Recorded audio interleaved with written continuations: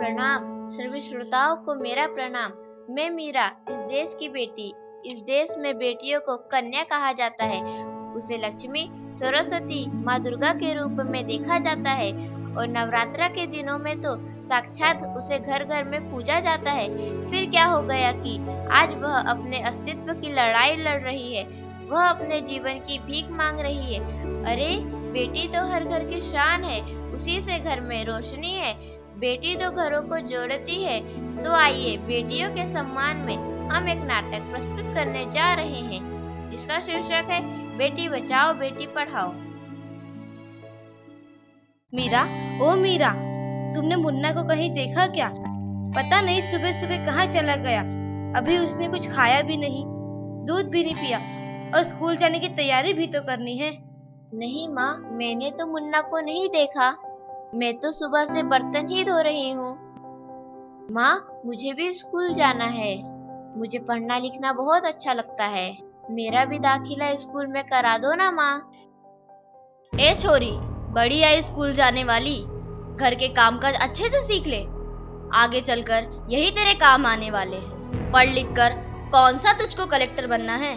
जल्दी जल्दी बर्तन साफ कर। माँ जी, मीरा को भी स्कूल में दाखिला दिला दीजिए ना। उसे भी पढ़ना लिखना जरूरी है। तू चुप कर। पढ़ना लिखना ये तो केवल लड़कों का काम है। उन्हें आगे चलकर घर गृहस्थी की जिम्मेदारी जो संभालनी होती है।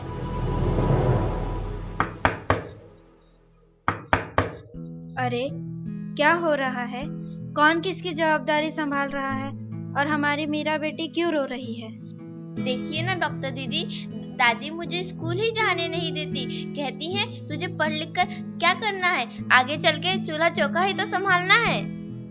अरे, यह तो बहुत गलत बात है माँ जी। क्या आपको नहीं लगता कि हम बेटियां भी पढ़ लिख कर आगे बढ़े? आज समाज बहुत आगे बढ़ गया है माँ जी। आप किस दुनिया की बात कर रही हैं? हम 21वीं सदी में जी रहे हैं। मैं आज ही टीचर दीदी से बात कर मीरा का दाखिला स्कूल में कराती हूँ। और हाँ, मैं तो यहाँ इसीलिए आई थी कि मुन्ना को पोलियो ड्रॉप दिया कि नहीं। जगह जगह इसके कैंप लगे हैं। अच्छा हुआ बहन जी आप आ गए। अब मुन्ना को पोलियो ड्रॉप भी दे देंगे और मैं इसे स्कूल भी पहुंचा दूंगी। अच्छा मीरा, अब तुम रोना नहीं। तुम जरूर स्कूल जाओगी और एक दिन पढ़ लिख कर मेरी तरह बहुत अच्छी डॉक्टर बनोगी। ठीक है बेटा?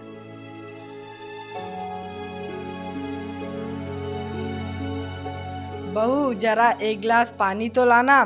अभी लाई बाबूजी। ये लीजिए बाबूजी।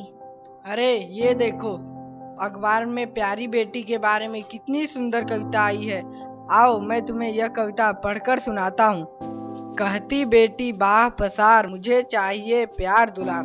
बेटी की अनदेखी क्यों करता है निष्ठुर संसार। सोचो जरा हमारे बिन बसा सकोगे घर परिवार।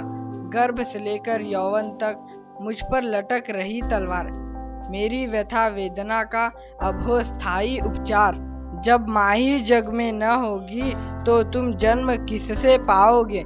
जब बहन न होगी घर आंगन में तो किससे रूठोगे, किसे मनाओगे।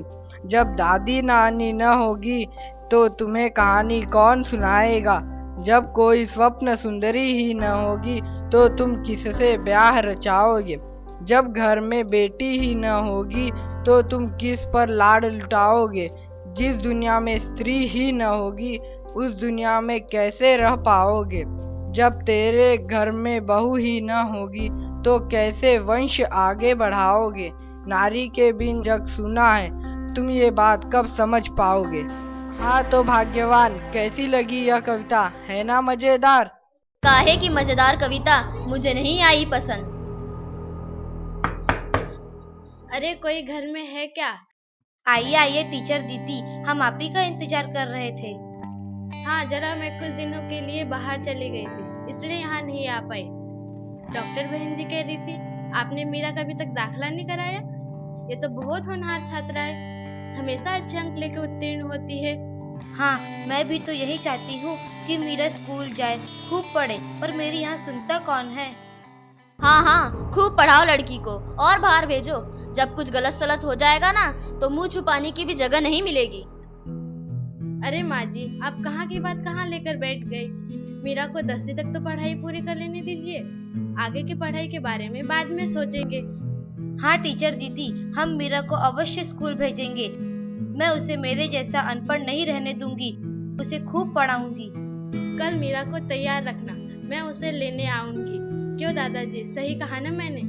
हाँ हाँ बेटा, बिल्कुल सही कहा। मैं तो कब से कह रहा हूँ कि मीरा को भी स्कूल जाने दो। प्रणाम दादाजी। प्रणाम बेटा।